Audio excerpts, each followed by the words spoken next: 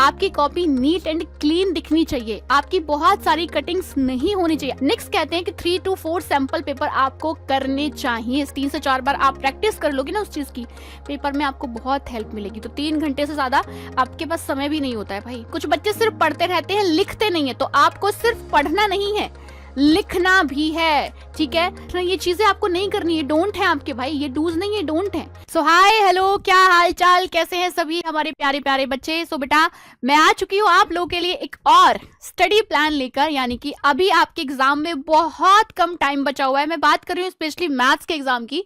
सो maths के exam में अभी आपका बहुत कम समय बचा हुआ है। अगर मैं आज से बात करूँ तो ओनली 15 डेज आपके बचे हुए, यानी कि 15वें दिन तो आपका पेपर ही है।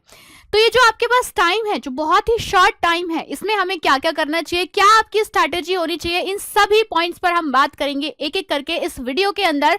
सबसे बड़ा सवाल जो आपका रहता है कि मैम इन लास्ट दिनों में हमें क्या करना चाहिए, क्या नहीं करना चाहिए।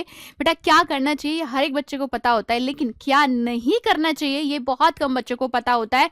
और आपको अच्छी तरीके से किसी भी चीज को अपने ऊपर इंप्लीमेंट करने के लिए, या कि मैं बात करूं मैथ्स के अंदर बहुत अच्छे नंबर लाने के लिए क्या करना चाहिए, उससे भी इंपॉर्टेंट है आपको पता होना चाहिए कि मुझे क्या नहीं करना है, किन किन गलतियों से मुझे बचना है कि मैं मैथ्स के अंदर अपना बहुत ही अच्छा स्कोर ला सकूं। जैसा कि आप थंबनेल पर देख भी पा रहे होंगे कि हमें चाहिए 90+ स्कोर, किसमें, मैथ्स में। तो कैसे आएगा, हमें जानना पड़ेगा कि क्या तो हम करें, क्या हम ना करें इन जस्ट लास्ट 15 डेज।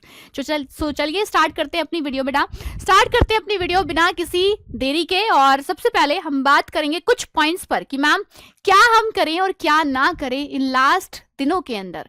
सो चलिए भाई स्टार्ट करते हैं। सबसे पहले क्या करें मैम, सबसे पहले बात करेंगे बेटा क्या हमें करना चाहिए इन लास्ट दिनों में। तो सबसे पहले जो आपके स्ट्रॉन्ग टॉपिक्स है, अच्छा हर एक टॉपिक को, हर एक बुक को आपको 3 पार्ट्स में यहाँ पर डिवाइड करना है। सबसे पहले आपके स्ट्रॉन्ग टॉपिक्स, दूसरे जो आपके एवरेज टॉपिक है, एंड नंबर 3 पे आता है जो आपके टॉपिक थोड़े से वीक है, यानी कि जिनमें अभी थोड़ा सा आप देख रहे होंगे कि अभी कुछ टॉपिक मेरे कमजोर रह गए हैं, जिनमें मैं वीक हूँ, जिनमें मैं कॉन्सेप्ट को अच्छे से पकड़ नहीं पाता हूँ। तो हमने यहाँ पर आपके हर एक टॉपिक को 3 कैटेगरी में डिवाइड किया, स्ट्रॉन्ग, एवरेज एंड वीक। तो जो भी आपके स्ट्रॉन्ग टॉपिक है भैया, इनके 15 दिनों में आपको इन्हें छेड़ना भी नहीं है। क्या करना है मैम, इनको आपको नहीं छेड़ना है कि ये तो स्ट्रॉन्ग है ही, तो इनके ऊपर तो आपको डायरेक्ट क्वेश्चंस बनाने, इनको नहीं छेड़ना। जो भी आपके एवरेज टॉपिक है बेटा, इनके ऊपर भी बात करेंगे, इनके ऊपर भी आपको सिर्फ क्वेश्चंस ही पुटअप करने हैं। लेकिन मैम जो टॉपिक वीक है मेरे, अब उनमें क्या करूं, तो आपको उनमें देखना है कि मैं कहां पर लैग कर रहा हूं, क्या चीज में गलती हो रही है, उन पर आप थोड़ा सा ध्यान देंगे इन लास्ट दिनों में। क्योंकि अगर आपने अपने वीक को बेटा अपने एवरेज से भी कनेक्ट कर लिया ना, तो ये भी एक बहुत बड़ी बात हो जाएगी। जब हम अपना वीक पॉइंट एवरेज तक लेकर जाते हैं तो हम अच्छा ही कर रहे हैं, मतलब है ना, पॉजिटिविटी की तरफ ही हम लोग जा रहे हैं। यहां पर एक छोटा सा नोट मैंने आपको दिया गया है, क्या दिया है कि भैया नए टॉपिक स्टार्ट करें क्या मैम, नहीं भाई, अब आपके पास इतना समय नहीं है कि आप कुछ नया पढ़ें। बेटा नया पढ़ने से बजाय जितना आपने अब तक कवर अप किया है, जितना आपने अब तक पढ़ लिया है, उसी को मल्टीपल टाइम रिवाइज करिए, उसी को स्ट्रांग बनाइए, उसी को सुपर स्ट्रांग बनाइए।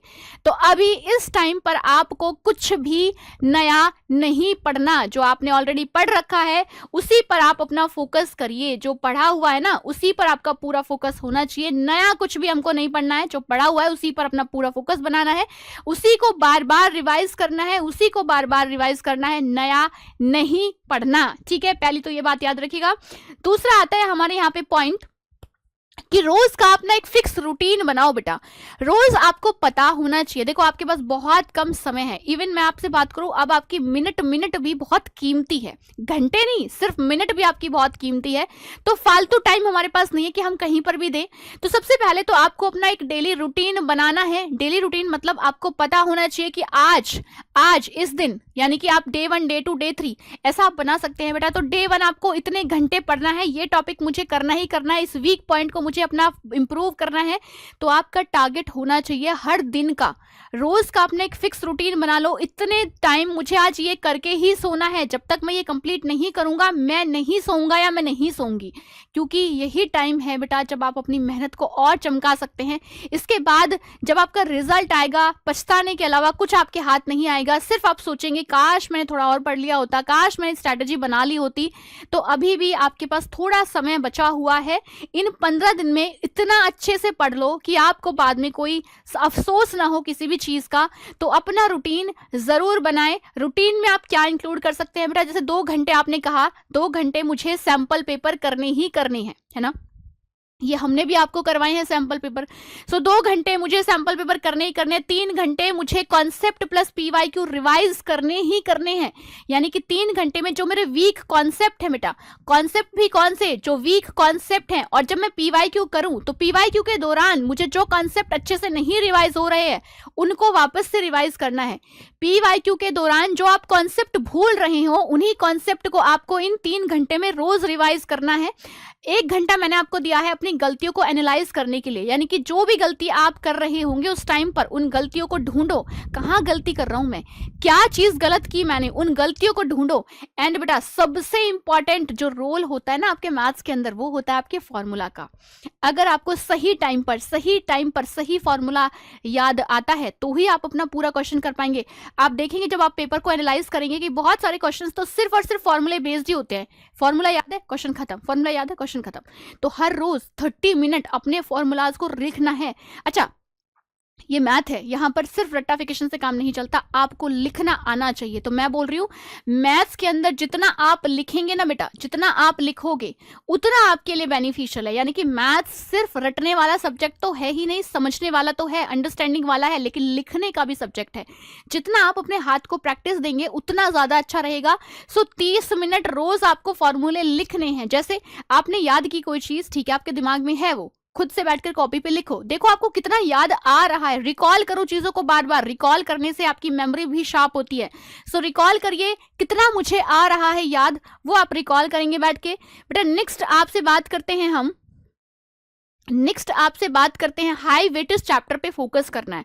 अब ये हाई वेटेज चैप्टर कौन से हैं बेटा? हाई वेटेज चैप्टर से अगर मैं बात करूं, हाई वेटेज चैप्टर में सबसे पहला जो आपके दिमाग में नाम आएगा ना, वो आएगा आपका कैलकुलस का, कि भाई कैलकुलस सबसे ज्यादा वेटेज रखता है आपके पूरे मैथ्स के सिलेबस में। कैलकुलस सबसे ज्यादा वेटेज रखता है। कैलकुलस के अंदर बेटा आपके 5 चैप्टर्स आते हैं, है ना। इसके अंदर आपके चैप्टर नंबर 5, 6, 7, 8, 9, ये 5 चैप्टर आपके कैलकुलस में आते हैं और ये आपका 40 to 45 मार्क्स का आता है। 40 to 45 मार्क्स ये अकेला कैलकुलस लेकर बैठा हुआ है। तो सबसे ज्यादा वेटेज इस चैप्टर का है। बाकी सारे छोटे छोटे चैप्टर्स हैं जो अगर आप अच्छे से करते हैं तो आप अच्छा स्कोर बिल्कुल लेकर आ सकते हैं। जैसे मैं बात करूं आपका बेटा चैप्टर नंबर 13 प्रोबेबिलिटी, एक क्वेश्चन फिक्स रहता है वहां से। चैप्टर नंबर 12 सुपर इजी है, क्वेश्चन फिक्स रहते हैं। चैप्टर नंबर 10 की भी बात करें, 11 की बात करें, इंपॉर्टेंट तो सब कुछ ही है, लेकिन हाई वेटेज जो सबसे ज्यादा बैठा हुआ है ना, वो कैलकुलस लेकर बैठा हुआ है। ठीक है, सो कैलकुलस या फिर जो इजी चैप्टर्स है उनसे भी क्वेश्चन आता ही आता है। चैप्टर नंबर 1 की मैं बात करूं यहां पर बेटा, चैप्टर नंबर 1 से एक क्वेश्चन आपका फिक्स्ड है भैया, फिक्स्ड है, ये तो आएगा ही आएगा। तो ऐसे चैप्टर्स पर आप अपनी पकड़ बनाएं और जो हाई वेटेज चैप्टर है उनको आप पहले करें, इनको आप रिवाइज भी पहले करें। तो इन पर अपना पूरा फोकस आपको बनाना है। जो आपके हाई वेटेज चैप्टर है उन पर फोकस आपका ऐसे आंखें खुली करके फोकस होना चाहिए, है ना। कुछ दिनों के लिए क्या कहते हैं ना, वो दिन रात जागने वाले इंसान बन जाओ, लेकिन हाँ साथ के साथ नींद लेना भी जरूरी है। 5-6 घंटे की नींद हर रोज अपने लिए बचा कर भी रखें। आपको अपनी तबियत खराब नहीं करनी है, ठीक है, पढ़ना है लेकिन तबियत खराब नहीं करनी है बेटा। ठीक है जी, चलिए इतनी बातें हमने की। नेक्स्ट बात करते हैं, ये कुछ और पॉइंट है जिन पर आपको काम करना चाहिए मेरे अकॉर्डिंग बेटा। सबसे पहले पीवाईक्यू किसी भी पेपर की क्या होती है, गोल्डन चाबी होती है भाई। पीवाईक्यू क्या होता है, पीवाईक्यू भाई, पीवाईक्यू क्या होता है बेटा? पीवाईक्यू इस सूरज की तरह एक गोल्डन चाबी होती है आपके पास, जिसको हम कह सकते हैं ये क्या है, ये आपके पास गोल्डन की है बेटा। क्या है ये आपके पास गोल्डन की होती है PYQ. So PYQ very very very important, इससे बाहर कुछ नहीं जाएगा। और हाँ सुनिए, कुछ बच्चों के दिमाग में होगा मैम पीवाईक्यू वगैरह कहाँ से करें, तो मैं आपको सारी अपनी प्लेलिस्ट भी बताकर जाऊंगी, किस प्लेलिस्ट से आपको वापस से पीवाईक्यू मिल सकते हैं, किस प्लेलिस्ट से आप अपनी कौन सी क्लास ढूंढ सकते हैं, कहाँ से आप रिवाइज कर सकते हैं, सब करवाया हुआ है आपको। तो सब मैं आपको स्क्रीनशॉट लाई हूँ दिखाने के लिए भी, ठीक है। सो पीवाईक्यू आप करेंगे। दूसरा बेटा फॉर्मूला कॉपी बना लो, अब तक नहीं बनाई है तो बना लीजिए। फॉर्मूला कॉपी आपके पास होनी चाहिए, जिसको आप रोज 10 मिनट मिले रिवाइज मार दो रोज, फिर बैठ के लिख के देखो शांति से 30 मिनट, ठीक है। उसके बाद बेटा डेली लिख के रिवाइज करो, डेली लिख के। मैंने आपसे बोला ना, आप सबसे बेस्ट तरीका होता है किसी चीज को रिकॉल करने का कि आप उसको लिख के देखें, बार बार लिखें, 1000 बार लिखें, जब तक नहीं आए तब तक लिखें, ठीक है। उसके बाद बेटा प्रेजेंटेशन पर काम करो। ये बहुत ही इंपॉर्टेंट पॉइंट है, बहुत ही इंपॉर्टेंट पॉइंट कि प्रेजेंटेशन पर आपको काम करना ही पड़ेगा। प्रेजेंटेशन मतलब बच्चे सोच रहे होंगे मैम ये तो मैथ है, मैथ के अंदर प्रेजेंटेशन का क्या काम होता है? मैथ्स के अंदर राइटिंग का इतना रोल नहीं होता, हमने बहुत बार सुना है। होता है बेटा, आपकी कॉपी नीट एंड क्लीन दिखनी चाहिए, आपकी बहुत सारी कटिंग्स नहीं होनी चाहिए। आप खुद सोचो, जब आपकी कॉपी में बहुत सारी चीजें कटिंग्स होती है, क्या आपको अपनी कॉपी खुद देखने में भी अच्छी लगती है? तो उसी तरीके से एग्जामिनर को भी कैसे पसंद आ जाएगी बताओ। तो प्रेजेंटेशन पर आपको काम करना है, नीट क्लीन अपनी कॉपी रखनी है। तो प्रेजेंटेशन पर काम कैसे करोगे? जब आप बार बार उन चीजों को लिख कर देखोगे, आपकी कोई कटिंग नहीं होनी चाहिए, है ना। आपकी जो राइटिंग है वो इस तरीके की हो कि आप जो लिख रहे हैं वो दूसरे इंसान को समझ में आना चाहिए। टू को आप टू ही बनाए तो वो टू ही समझ में आना चाहिए, सेवन जैसा नहीं लगना चाहिए। तो ये आपकी कुछ कुछ छोटी छोटी बातें होती हैं जो इंपॉर्टेंट होती हैं। नेक्स्ट कहते हैं कि 3 to 4 सैंपल पेपर आपको करने चाहिए। सैंपल पेपर हमने भी आपको दिए हैं ज्ञानी बैच में, गेस्ट पेपर भी हमने आपको 5 करवाए हैं। उनसे आपको टाइम बाउंड करने में हेल्प मिलती है बेटा, यानी कि आप 3 घंटे आपको मिलते हैं मैथ्स के पेपर में। एंड आपको पता है अगर पेपर लेंथी आ जाए तो 3 घंटे में उसको पूरा करना एक बहुत ही टफ टास्क हो जाता है। ये आप कैसे टैकल कर सकते हो? जितने बार जितना हो सके पूरा गेस्ट पेपर बेटा 3 से 4 पेपर आप सॉल्व कर दो टाइमर के साथ। यानी कि आपका जो टास्क है वो ये होना चाहिए कि मुझे इस पेपर को 3 घंटे में कंप्लीट करना ही करना है। और जब आप 3 से 4 बार आप प्रैक्टिस कर लोगे ना उस चीज की, पेपर में आपको बहुत हेल्प मिलेगी। तो 3 घंटे से ज्यादा आपके पास समय भी नहीं होता है भाई, तो कोशिश करें आप टाइमर लगाकर प्रैक्टिस करने की कि 3 घंटे के अंदर हमें ये पेपर खत्म करना है, निकाल देना है, ठीक है। सो 3 घंटे से ज्यादा आपको समय नहीं लगना चाहिए। टाइमर के साथ प्रैक्टिस स्टार्ट कर दो अपनी। ये पॉइंट आपके साथ है। अब देखो हमने ये पॉइंट तो डिस्कस कर लिए, मैम क्या करें क्या ना करें ये कौन बताएगा भैया? मैं ही बताऊंगी आपको क्या ना करें। सो बेटा हमें क्या नहीं करना है, किन चीजों को हमें अवॉइड करना है, किन चीजों से हमें पेपर टाइम पर बचना है, तो उन पर भी बात कर लेते, एक नजर देख लेते हैं क्या क्या हमें नहीं करना। सबसे पहले लास्ट दिनों में आपको कुछ भी नई बुक नए कॉन्सेप्ट नहीं पढ़ने। अब तक नहीं पढ़ा तो अब क्या ही हो जाएगा नया कुछ पढ़ने से, ठीक है। सो लास्ट डेज में नया बुक नई कॉपी कुछ नहीं पढ़ना, ना नई बुक पढ़नी है ना नए कॉन्सेप्ट पढ़ने हैं। जो कॉन्सेप्ट ऑलरेडी पढ़ रखे हैं उन्हीं को रिवाइज करना है, वरना आप अपने पुराने तो भूल ही जाओगे, नए आपको नहीं आएंगे, ठीक है। दूसरा, सिर्फ पढ़ना नहीं है बेटा, लिखना है। सिर्फ पढ़ना लिखना नहीं। हाँ देखो, इसने कहा है आपसे, इसको उल्टा मत पढ़ लेना कि सिर्फ पढ़ना है लिखना नहीं है।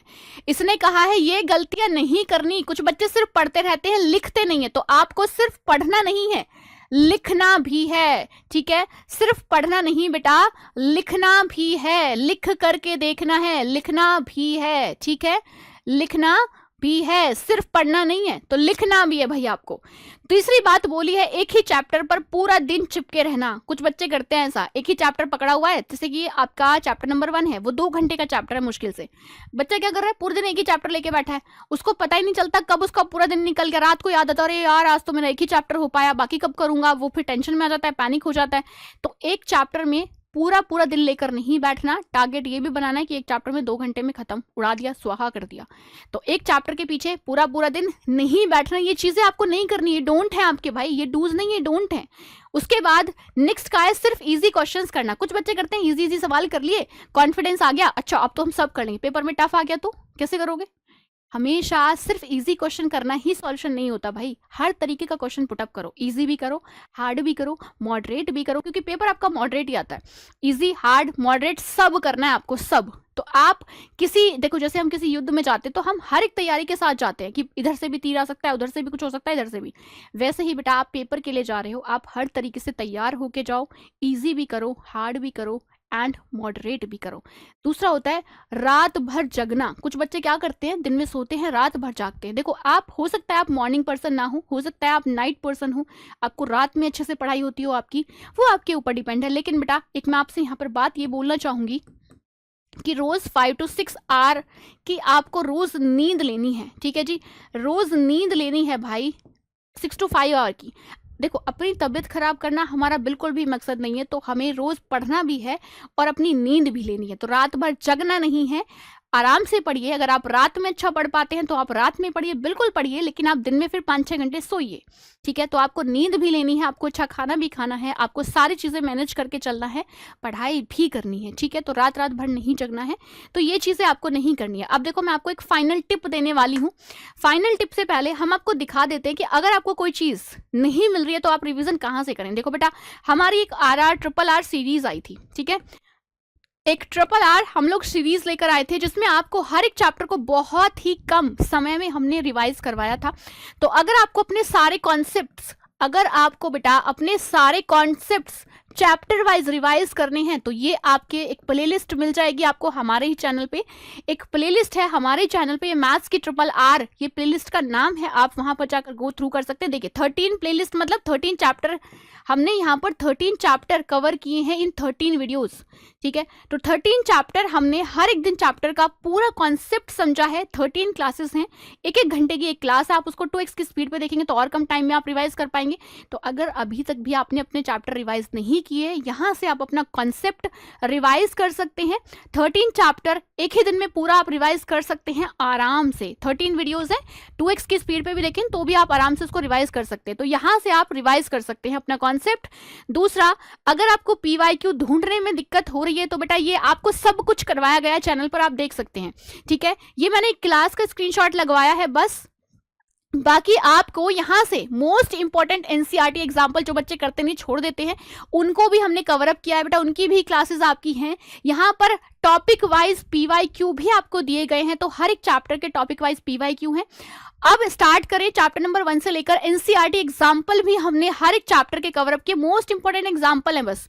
तो ये आपको प्लेलिस्ट मिलेगी, आप ढूंढ सकते हैं, प्लेलिस्ट मिलेगी बेटा मोस्ट रिपीटेड, इस नाम से most repeated questions. So most repeated questions plus PYQ। चलिए, तो इसके आगे जो आपकी प्लेलिस्ट है, मतलब most repeated question plus PYQ की आपको एक प्लेलिस्ट मिलेगी बेटा, उसी के अंदर ये सारी क्लासेस आपको दिख जाएंगी।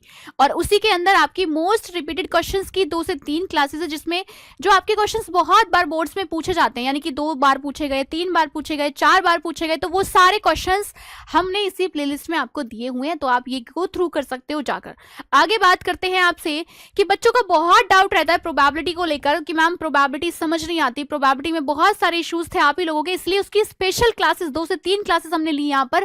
बेटा ये आपकी प्रोबेबिलिटी की PYQ क्लासेस हैं, यानी कि यहाँ पर आपका 1 marks 2 marks long very long सारे क्वेश्चंस, ठीक है, जितने भी आपके 8 मार्क्स के क्वेश्चन है, 5 मार्क्स के क्वेश्चन हैं, शॉर्ट वेरी शॉर्ट सारे क्वेश्चंस हमने इन 2 क्लासेस में डिस्कस किए। 4 to 5 ईयर्स के क्वेश्चन हमने यहाँ पर प्रोबेबिलिटी के डिस्कस किए हैं। तो ये बहुत इंपॉर्टेंट क्लासेस है, आप यहाँ से जाकर सीधा सीधा अपनी क्लासेस देख सकते हो। अगर मैं नेक्स्ट बात करूं तो यहाँ पर आप देख पा रहे होंगे बच्चों का बहुत कहना था कि मैम MCQs भी हम कहां से करें। तो बेटा MCQ आपको करवाए हुए थे, अगर आप पहले से हमारे साथ जुड़े हुए हो तो यहाँ पर अगर आप देखें तो वीकेंड वॉरियर सीरीज के नाम से एवरी सैटरडे आपको एक क्लास मिलती थी जिसमें हम हर एक चैप्टर के MCQ डिस्कस करते थे बेटा। सो MCQs ही है, यहाँ पर आपको एक प्लेलिस्ट मिलेगी जिसका नाम है मैथ्स वीकेंड वॉरियर सीरीज, उसके अंदर आपको यहाँ पर दिखेगा। तो ये सारी आपकी प्लेलिस्ट जो है वो चैप्टर वाइज आपको दिखेंगी, MCQ उसमें हम करवाते थे। तो बेटा चैप्टर वाइज सारे MCQs की क्लासेस आपको यहाँ पर मिल जाएगी, जैसे यहाँ पर लिखा हुआ है मोस्ट इंपॉर्टेंट क्वेश्चंस, तो ये सारे आपके MCQ फॉर्म में ही आपको मिलेंगे। तो अगर MCQ करने हैं तो यहाँ से आप कर सकते हो। देखो MCQ आपके 5 नंबर के आते हैं यूपी में एंड 20 मार्क्स के आपके CBSE बोर्ड में आते हैं, तो आप ये सारे MCQs यहाँ से इस प्लेलिस्ट से कवर अप कर सकते हो। आगे बात करती हूँ मैराथन की। सो बेटा अभी तक मैंने आपको बुक 1 की मैराथन करवाई है और बुक 2 की मैराथन आपकी 11 फरवरी जल्दी आने वाली है। सो बुक 1 की मैराथन अगर आप देखें तो ये आपकी बुक 1 की मैराथन थी भाई। बुक 1 यानी कि हमने यहाँ से chapter 1 to 6 chapter cover up किए थे। एंड बुक 2 की मैराथन मैं आपके लिए लेकर आ रही हूँ कब, 11th of Feb बेटा। सो 11th of Feb हम बुक 2 की मैराथन करने वाले हैं और उसके बाद एग्जाम टाइम पर एक कंबाइंड मैराथन हम लेकर आएंगे, ठीक है, जिसमें कंप्लीट बुक हम करेंगे। सो कंबाइंड मैराथन बहुत जल्दी आपके एग्जाम टाइम पर ही आने वाली है। अब बच्चे कह रहे थे मैम कैलकुलस कहाँ से करें, क्योंकि सबसे ज्यादा वेटेज कैलकुलस का ही होता है। तो बेटा कैलकुलस के लिए स्पेशली अगर मैं आपसे बात करूं, कैलकुलस की क्लास मैं लेकर आई थी जिसको हमने पार्ट 1 पार्ट 2 में डिवाइड किया था, 1 और 2 पार्ट इसके हैं।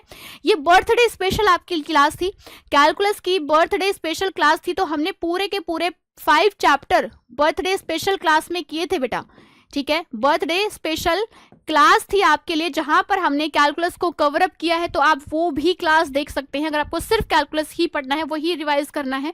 और इसी के साथ मैंने आपसे कहा था कि आपको एक फाइनल टिप जरूर देके जाऊंगी। देखो फाइनल टिप क्या है आप लोगों के लिए, फाइनल टिप है सिर्फ इतना सा ही फाइनल टिप है कि बोर्ड एग्जाम में जो कुछ भी आता है ना बेटा वो रिपीट होता है। मैं फिर से अपनी बात बोल रही हूँ, बोर्ड एग्जाम में जो कुछ भी आता है वो रिपीट होता है। ये लाइंस अपने आप में बहुत बड़ी बात को छुपाए बैठी है। यानी कि मैम मेरा इशारा अगर आपसे है तो गोल्डन रूल सिर्फ इतना है बेटा, पीवाईक्यू को कभी भी अंडरस्टिमेट मत करो। पीवाईक्यू से ही आपका most of the paper repeat हो जाता है, मैं बात कर रही हूं, और ये बहुत सटीक बात है अगर आपको समझ में आ रही है तो पीवाईक्यू करने ही करने, विदाउट पीवाईक्यू कोई भी बच्चा एग्जाम में जाकर ना बैठे। क्या चीज कहां से करनी है, प्लेलिस्ट में आपको दिखा चुकी हूँ, हर एक चीज आपको मैंने करवा रखी है चैनल के ऊपर, हर एक चीज जाकर आप वहां से पढ़ सकते हो। बस आप पढ़ने वाले होने चाहिए, हर एक चीज आपके लिए अवेलेबल है बेटा, आपको पढ़ना आना चाहिए बस। आप फ्री ऑफ कॉस्ट सब कुछ आपको मिल रहा है, ठीक है। इसी के साथ एक थोड़ा सा और जो मैं आपको बोलूंगी, अपनी प्रेजेंटेशन पर काम करिए। प्रेजेंटेशन मतलब मैथ्स के अंदर जो आप चीजें लिखते हो, ठीक है, आप हर क्वेश्चन के कुछ स्टेप्स लिखते हो बेटा, आपकी वो स्टेप्स नीट क्लीन होने चाहिए, बहुत ज्यादा कटिंग नहीं होनी चाहिए पेपर के अंदर मैथ्स की कॉपी में। दूसरी चीज कि जब भी आप अपना मैथ्स का पेपर लिख रहे हो उसमें जो सॉल्यूशन कैसे लिखते हैं वो मैंने आपको ज्ञानी बैच के अंदर बताया भी था। हालांकि सॉल्यूशन में जब आप लिखते हो तो स्टेप वाइज आप चीजें करते हो बेटा। उसी के साथ जो भी आप फॉर्मूला यूज कर रहे हो अपने क्वेश्चन के अंदर, सॉल्यूशन के अंदर, वो फॉर्मूला आपको हाईलाइट जरूर करना है साइड में कि हमने ये वाला फॉर्मूला लिखा है यूजिंग दिस फॉर्मूला या यूजिंग दिस प्रॉपर्टी। तो वो प्रॉपर्टी आप मेंशन जरूर करें कि आपने क्वेश्चन में किया क्या है, ठीक है। ओके जी, चलिए ये छोटी छोटी बातें थी जिन पर आपको काम करना है। और हाँ, एक और बात, प्रेजेंटेशन पर तो आपको काम करना ही है, थोड़ा सा अपना दिमाग शांत रखकर भी आप पेपर में बैठिए। कई बार ऐसा होता है बच्चे को पेपर तो बहुत अच्छे से आता है लेकिन एक छोटी सी गलती उससे हो गई तो वो पैनिक हो जाता है, उस चक्कर में वो अपना पूरा पेपर खराब कर लेता है, मतलब आगे आने वाली चीजें भी वो गड़बड़ कर देता है। कई बार होता है ना हम लोग के साथ कि हम पैनिक कर जाते हैं, पैनिक होते ही आपका माइंड ऑटोमेटिकली काम करना बंद कर देता है, दिमाग हैंग हो जाता है, तो आपको आती हुई चीजें भी आप गलत करके आ जाते हो। इसीलिए प्रेजेंटेशन पर तो काम करना ही है, थोड़ा सा शांति भी अपने दिमाग को दीजिए, थोड़ा शांत रहकर पेपर में बैठिए, काम माइंड रखिए अपना थोड़ा सा, ठीक है। तो ये सारी बातें मैंने जो आज आपके साथ शेयर करी बेटा, आप इनको फॉलो करके बहुत अच्छे नंबर लेकर आ सकते हैं मैथ्स के अंदर, और आगे भी आपको इसी तरीके से गाइड करते रहेंगे। मिलेंगे किसी और वीडियो में, आज के लिए सिर्फ इतना ही। और ये सारी बातें आप फॉलो करके आराम से अपनी पढ़ाई कंटिन्यू रख सकते हैं। बहुत कम समय बचा है तो ये समय बर्बाद करने के लिए तो बिल्कुल भी नहीं है, आपका एक एक मिनट कीमती है बेटा। So all the very best from my side and thank you so much for watching me. मिलते हैं किसी नेक्स्ट वीडियो में। नमस्कार, bye bye, have a good day.